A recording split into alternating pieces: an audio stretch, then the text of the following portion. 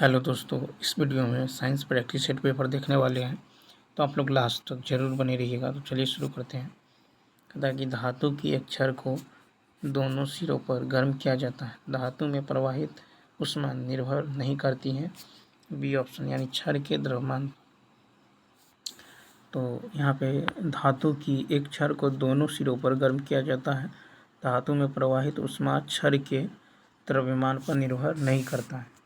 ठीक है, देखिए जो कुछ प्रमुख पदार्थों की उसमें छलकता, जैसे कॉपर का 400, एल्युमिनियम का 240, ठीक है, कास्ट आयरन का 80 होता है, जल का होता है 0.61 और वायु का 0.026 होता है। नेक्स्ट क्वेश्चन है कि रेडियो का कार्य करने का सिद्धांत आधारित है। तो सी ऑप्शन, यानी विद्युत चुम्बकीय अनुनाद पर। रेडियो का कार्य करने का सिद्धांत विद्युत चुम्बकीय अनुनाद पर आधारित है। विद्युत चुम्बकीय तरंगों के गुण निम्नलिखित हैं। ये तरंगें प्रकाश की गति से चलती हैं। इन तरंगों के प्रसार के लिए किसी माध्यम की आवश्यकता नहीं होती। ये तरंगें व्यक्तीकरण और विवर्तन से गुजरती हैं और ध्रुवीकृत हो सकती हैं। नेक्स्ट है कि एक वृत्ताकार डिस्क निश्चित कोणीय वेग से अपनी केंद्रीय अक्ष के परितः घूर्णन करती है। एकाएक उसके किनारे से एक टुकड़ा टूटकर दूर जा गिरता है, तब उसका सी ऑप्शन जड़त्व, आघूर्ण और कोणीय वेग देते हैं। तो एक वृत्ताकार डिस्क निश्चित कोणीय वेग से अपनी केंद्रीय अक्ष के परितः घूर्णन करती हैं। एकाएक उसके किनारे से एक टुकड़ा टूटकर दूर जा गिरता है, तब उसका जड़त्व, आघूर्ण और कोणीय वेग दोनों घटते हैं। जड़त्व, आघूर्ण जड़त्व, आघूर्ण घूर्णिगाते में वही भूमिका निभाता है जो कि द्रव्यमान रैखिक गति में निभाता है। यह एक निकाय का एक गुण है जिसके कारण यह अपनी विरामावस्था या एक समान घूर्णन में किसी भी परिवर्तन का विरोध करता है। ठीक है, किसी कण का जड़त्व, आघूर्ण mr² के रूप में दिया जाता है। घूर्णन के विभिन्न अक्ष के परितः वृत्तीय चक्ति का जड़त्व, आघूर्ण है। उसके बाद यदि देखें तो नेक्स्ट क्वेश्चन की यदि बात करें, और देखिए व्यास के परितः घूर्णन अक्ष का सूत्र होता है mr²/4। किसी भी स्पर्श रेखा के परितः 5mr²/4। ठीक है, और द्रव्यमान केंद्र से गुजरने वाले एक अक्ष के परितः और घूर्णन तल के लंबवत mr²/2 होता है।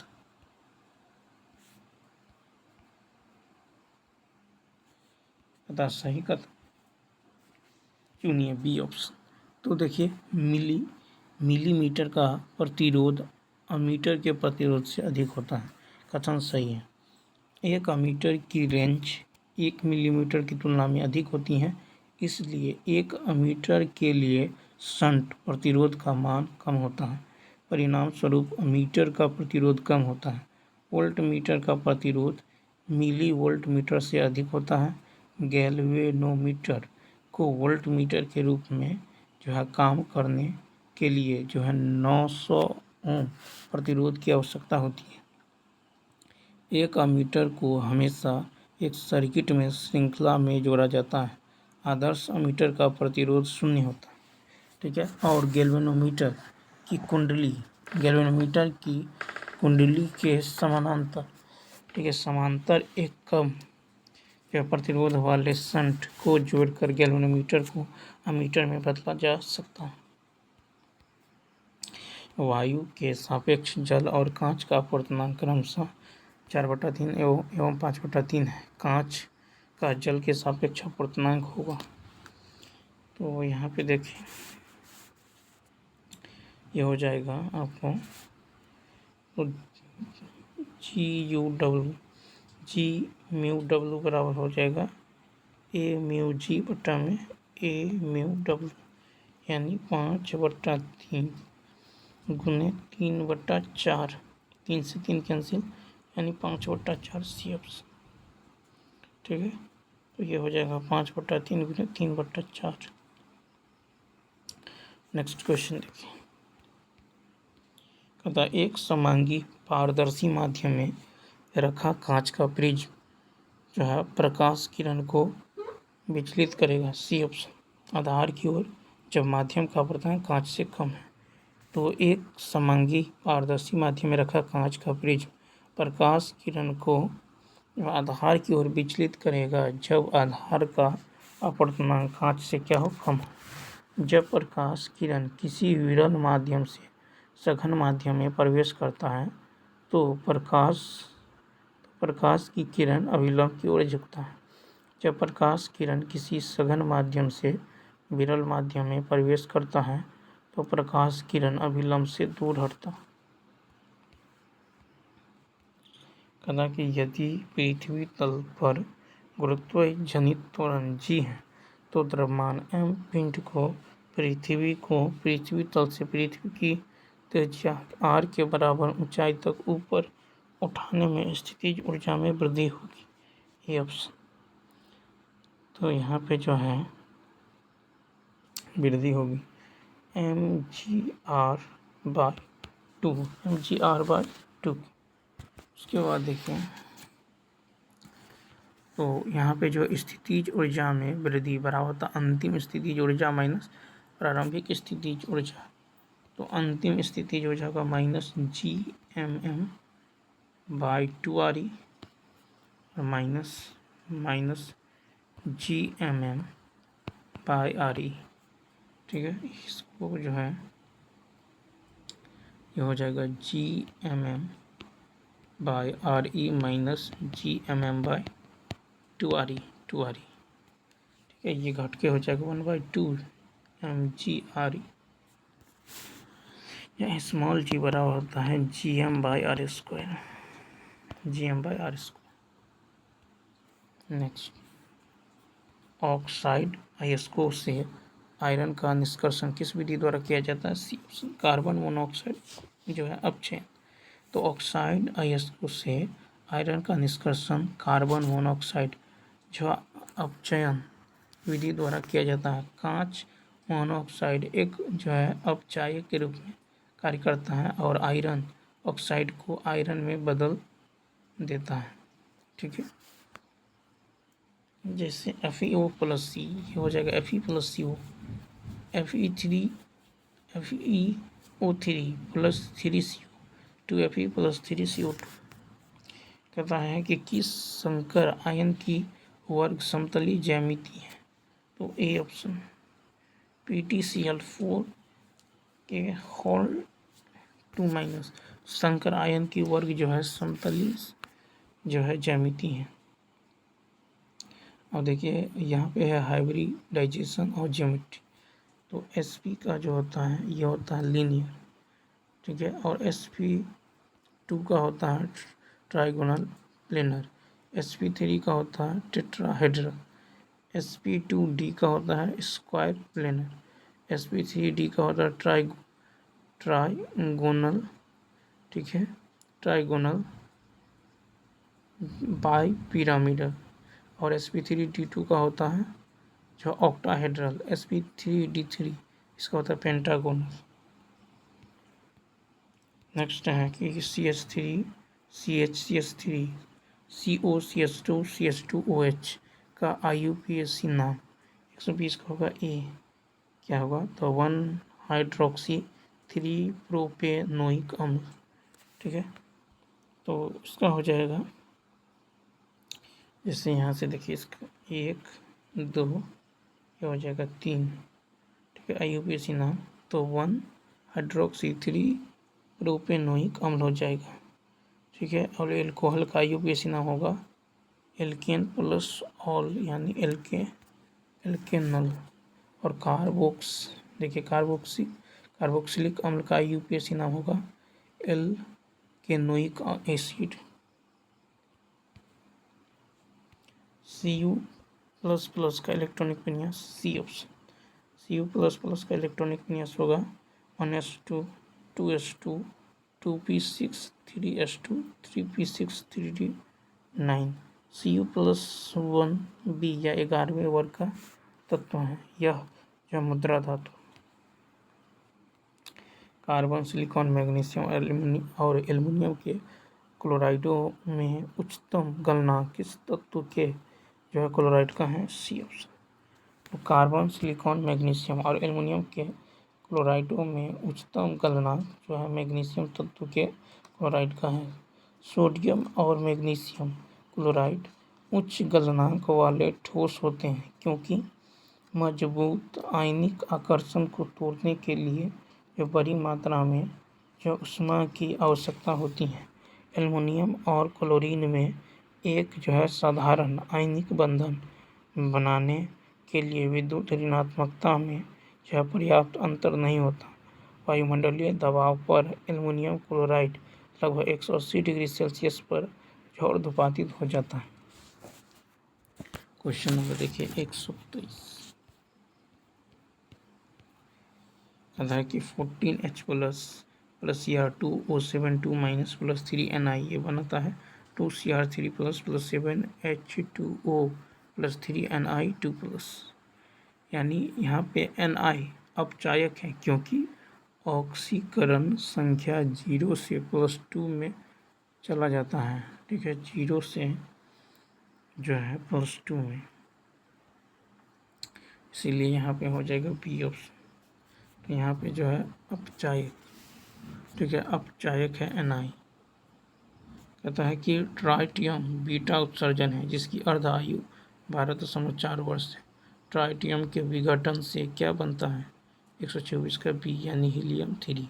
तो ट्राइटियम बीटा उत्सर्जन है, इसकी अर्ध आयु 12.4 वर्ष।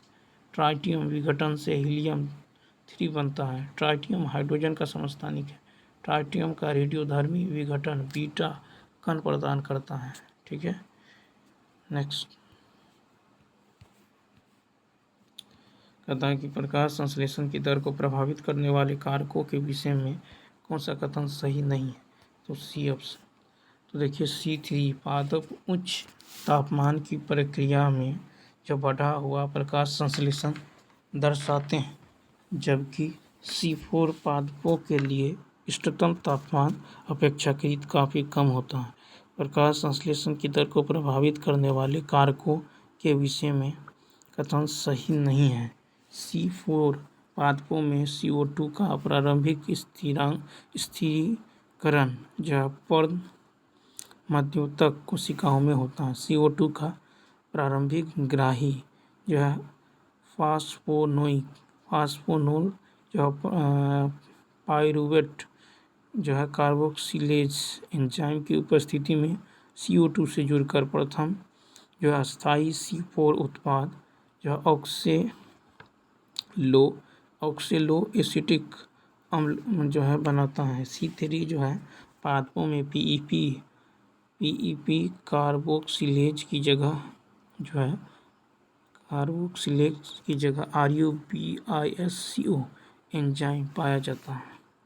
ठीक है, RuBisco एंजाइम जो है कार्बोक्सिलेज यानी CO2 का स्थिरीकारक, ठीक है, स्थिरीकारक एवं ऑक्सीजन यानी O2 का स्थिरीकारक दोनों की भांति कार्य करता है।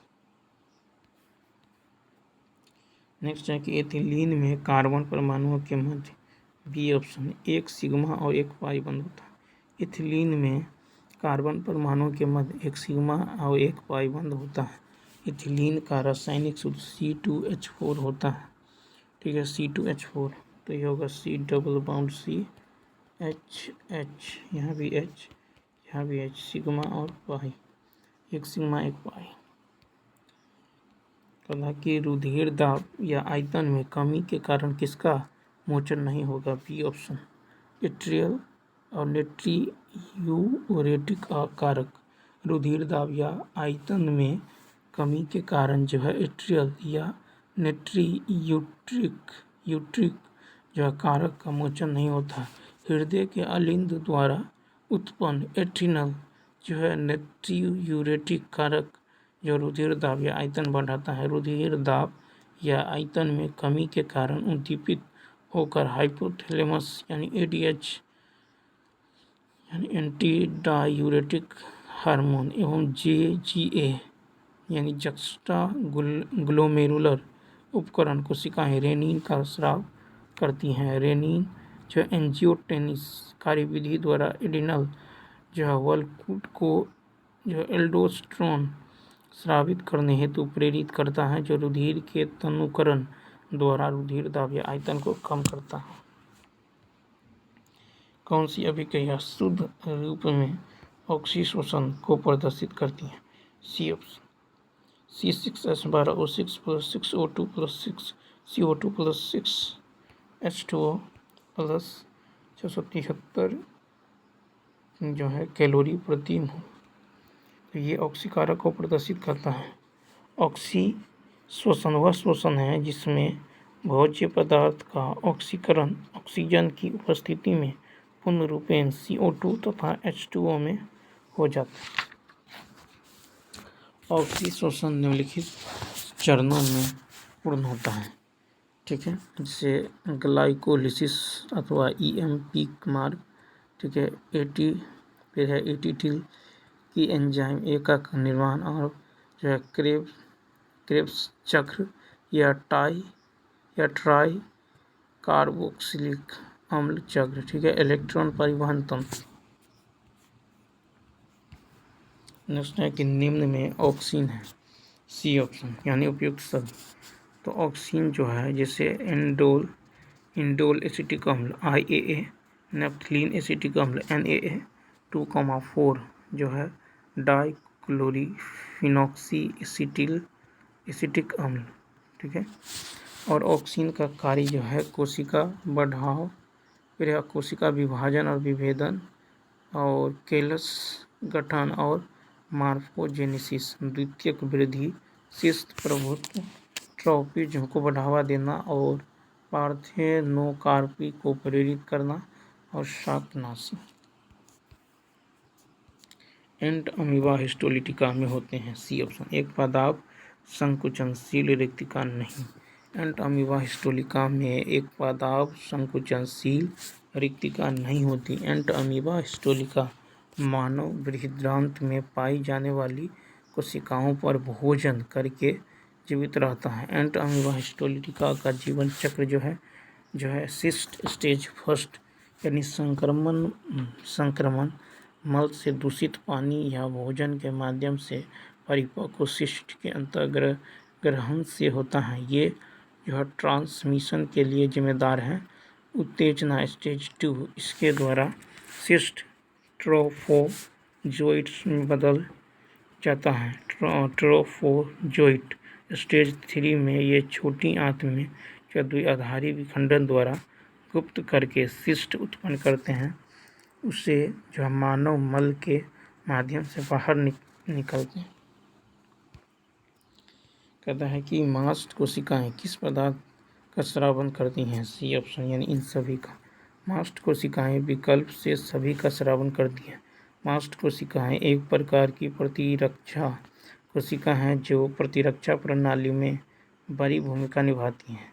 मास्ट कोशिकाओं में हेपेरिन होता है, उन्हें न्यूट्रोफिल और प्लेटलेट सहित अन्य कोशिकाओं के साथ जो है बंधन बनाने की अनुमति देता है।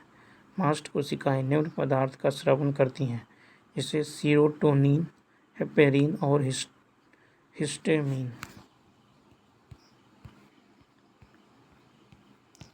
नेक्स्ट है कि मनुष्य में कोहनी की संधि होती हैं।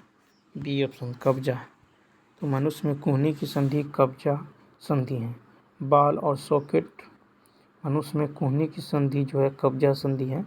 बाल और सॉकेट संधि ये कंधे और कूल्हे की है। बॉल और सॉकेट संधि, तो बॉल और सॉकेट संधि जो है कंधा और कुल्हा। हिंज संधि जो है कोहनी और घुटना का है। हिंज संधि कोहनी और घुटने का है। फिर देखिए सेडल संधि, ये अंगूठे का आधार का है। पाइवोट संधि गर्दन का है, ठीक है। पाइवोट संधि गर्दन और ग्लाइडिंग संधि कलाई का है, ग्लाइडिंग संधि कलाई का है। फिक्स्ड संधि जो है ऊपरी जबड़ा और खोपड़ी श्रेणी का है। फिक्स्ड संधि ऊपरी जबड़ा और खोपड़ी श्रेणी का। कदा कि जारे में कंपकंपी द्वारा, सी ऑप्शन। तो जारे में कंपकंपी द्वारा पूर्ण शरीर में पेशी संकुचन से ताप बढ़ाया जाता है। कंपकंपी शरीर की एक अनिच्छिक गति है। निम्न कारण जिनकी वजह से किसी व्यक्ति को कंपकंपी का अनुभव हो सकता है। कंपकंपी एक सामान्य शारीरिक प्रतिक्रिया है जो तब होती हैं जब शरीर खुद को गर्म करने का प्रयास करता है।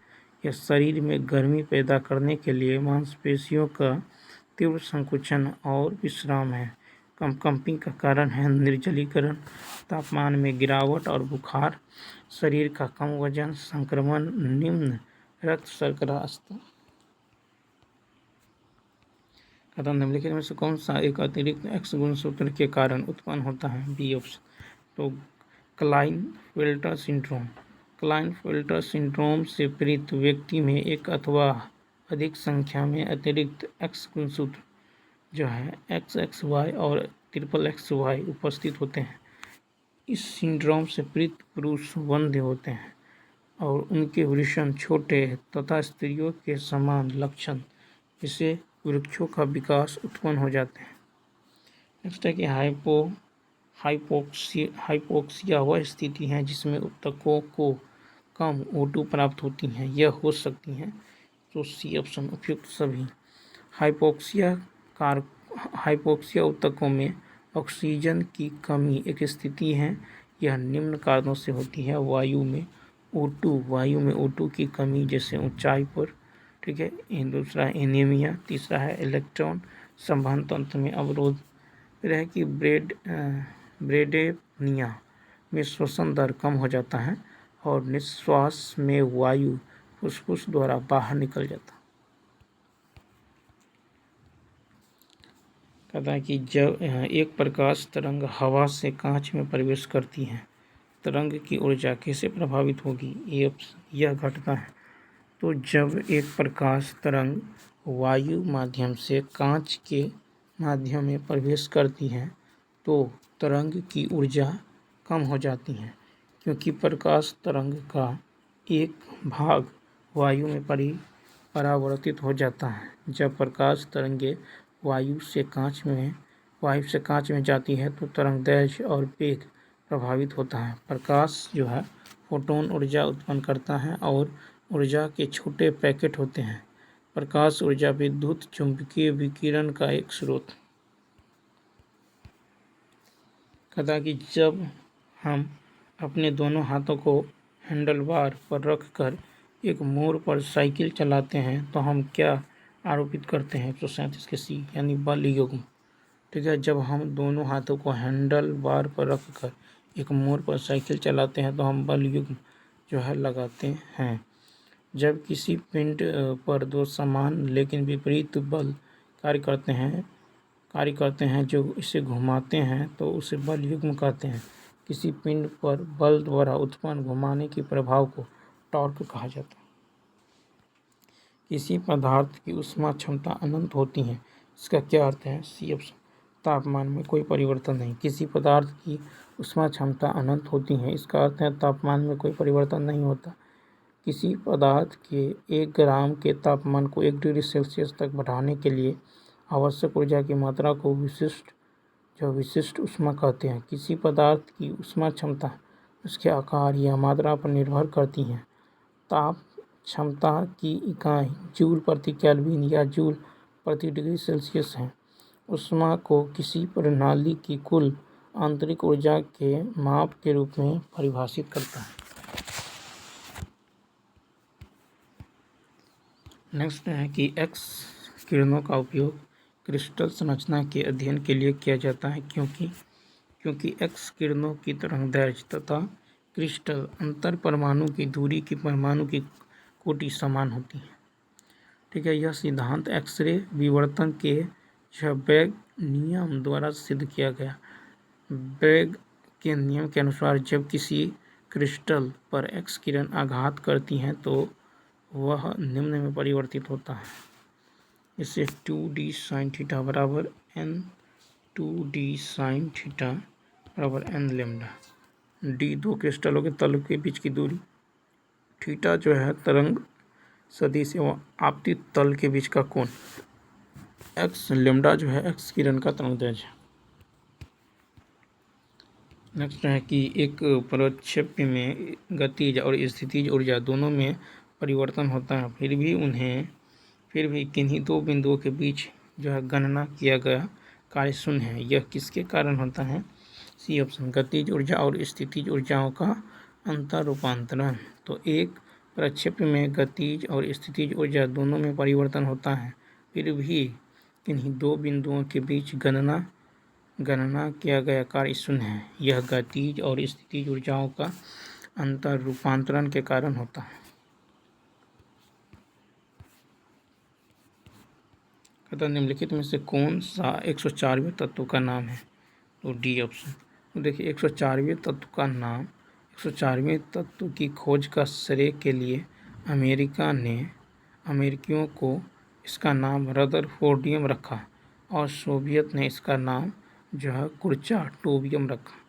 तो 104वें तत्व का नाम जो है रदरफोर्डियम और सोवियत ने इसका नाम कुर्चाटोवियम रखा है। IUPAC नामकरण के अनुसार इसका नाम जो है अनिलक्वाडियम, ठीक है, अनिलक्वाडियम रखा गया है। और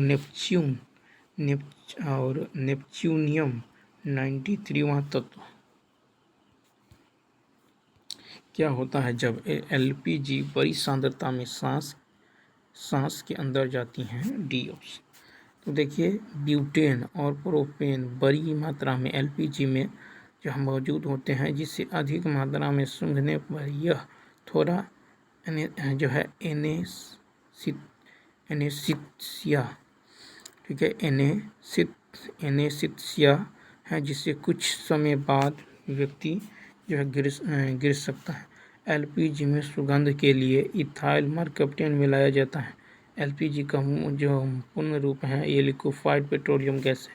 प्राकृतिक गैस में मुख्यतः मीथेन और एथेन गैस होता है। LPG तरल और वाष्प दोनों स्थिति में रंगहीन होते हैं। किसी पदार्थ के दोहरे व्यवहार का पता किसने लगाया? A option, de Broglie. तो लुई डी ब्रोगली नामक एक फ्रांसीसी भौतिक विज्ञानी ने प्रस्तावित किया कि पदार्थ कण और तरंग दोनों प्रकृति को प्रदर्शित करता है। जब कोई द्रव कण जैसे इलेक्ट्रॉन, प्रोटॉन आदि गतिमान होता है तो वहाँ तरंग की भांति व्यवहार जो है करता है, अर्थात गतिमान द्रव कणों से एक तरंग संबंधित होते हैं, जिसे द्रव तरंग या डी ब्रोगली तरंग कहा जाता है। द्रव तरंगों के लिए डी ब्रोगली तरंग समीकरण जो है लैम्डा बराबर होता है h/p। द्रव तरंग प्रकृति में विद्युत चुम्बकीय तरंग नहीं होती। यदि किसी रेडियोधर्मी पदार्थ का औसत जीवन 7 घंटे हो तो 7 घंटे के समय में क्या होगा? सी ऑप्शन, यानी आधे से अधिक सक्रिय नाभिक का क्षय। यदि किसी रेडियोधर्मी पदार्थ की औसत जीवन 7 घंटे हो तो 7 घंटे में जो आधे से अधिक सक्रिय नाभिक का क्षय हो जाएगा, ठीक है।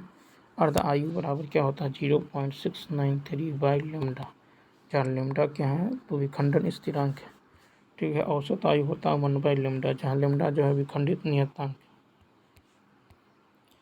कहता है कि चौथा आवर्त किस तत्व के साथ समाप्त होता है? ई ऑप्शन, चौथा आवर्त क्रिप्टन के साथ समाप्त होता है। कोई भी आवर्त क्षार धातु से प्रारंभ होता है तथा अक्रिय गैस पर समाप्त होता है। फर्स्ट आवर्त की संख्या, यदि फर्स्ट का प्रथम तत्व हाइड्रोजन और अंतिम तत्व हीलियम है, सेकंड का प्रथम तत्व लिथियम, दूसरा जो है नियॉन, और तीसरा आवर्त संख्या तीसरा में प्रथम तत्व सोडियम और अंतिम तत्व आर्गन, चौथा में प्रथम तत्व पोटेशियम, अंतिम है क्रिप्टन, पाँचवें में है रुबिडियम और अंतिम है जेनन। फिर 6 में प्रथम है सीजियम, अंतिम है रेडियम। फिर 7वें में प्रथम तत्व है Fr और अंतिम है Og। 146। अतः भोजन का शारीरिक मूल्य क्या है? ये ऑप्शन 1 ग्राम भोजन के ऊर्जा दहन की वास्तविक मात्रा भोजन का शारीरिक मूल्य। वसा और कार्बोहाइड्रेट का शारीरिक मूल्य क्रमशः 9 किलो कैलोरी प्रति ग्राम है और 4 किलो कैलोरी प्रति ग्राम है। कैलोरी की कमी एक ऐसी स्थिति है जिसमें एक दिन जलाई गई कैलोरी से कम कैलोरी का उपभोग कर रहे हैं। कैलोरी की कमी वाले आहार में जली हुई कैलोरी की अतिरिक्त मात्रा शरीर के वसा या मांसपेशियों के भंडार से ली जाती है। कैलोरी जो अधिशेष में शरीर द्वारा उत्पादित अतिरिक्त ऊर्जा वसा या मांसपेशियों के रूप में संग्रहित होती है। भारतीय पुरुषों को प्रभावित करने वाला कैंसर का सबसे आम रूप क्या है? ये ऑप्शन मुंह और गले का कैंसर। तो कैंसर का सबसे आम रूप जो भारतीय पुरुषों को प्रभावित करता है वह मुंह और गले का कैंसर है। दुनिया में मुंह और गले के कैंसर के 1/3 मामले भारत में हैं। भारत में सभी प्रकार के कैंसरों में से लगभग 30% मुंह या मुंह का कैंसर है। पुरुषों में होने वाले 5 तरह के कैंसर है: फेफड़े का कैंसर, प्रोस्टेट का कैंसर, कोलोरेक्टल कैंसर और है ब्लैडर कैंसर और उसके बाद है स्किन कैंसर। एंजाइम जो है लैक्टेज किसमें पाया जाता है? सी ऑप्शन प्लाज्मा झिल्ली। एंजाइम लैक्टेज प्लाज्मा झिल्ली में पाया जाता है। लैक्टेज एक एंजाइम है जो दूध और दूध उत्पादों में मौजूद जो है शर्करा लैक्टोज को तोड़ता है। लैक्टोज छोटी आंत की कोशिकाओं की जबरस सीमा झिल्ली में स्थित होता है जिसे एंटेरोसाइट्स कहा जाता है। तथा यह एंजाइम ब्रश बॉर्डर झिल्ली के शीर्ष पर स्थित होता है जहां यह अपने सी टर्मिनल सिरे से जुड़ा होता है। बाकी अणु जो आंतों के लुमेन में प्रक्षेपित होते हैं। शिशुअवस्था के दौरान जो है लैक्टेज सबसे अधिक सक्रिय होता है।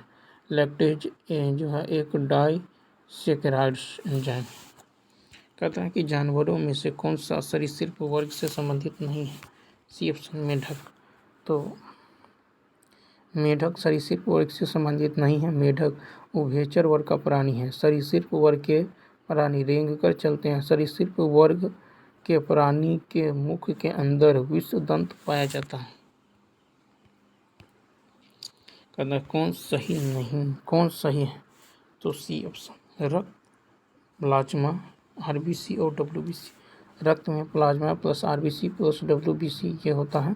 रुधिर लाल रंग का चिपचिपा सा जल से कुछ भारी और पारदर्शी हल्का सा क्षारीय पदार्थ होता है।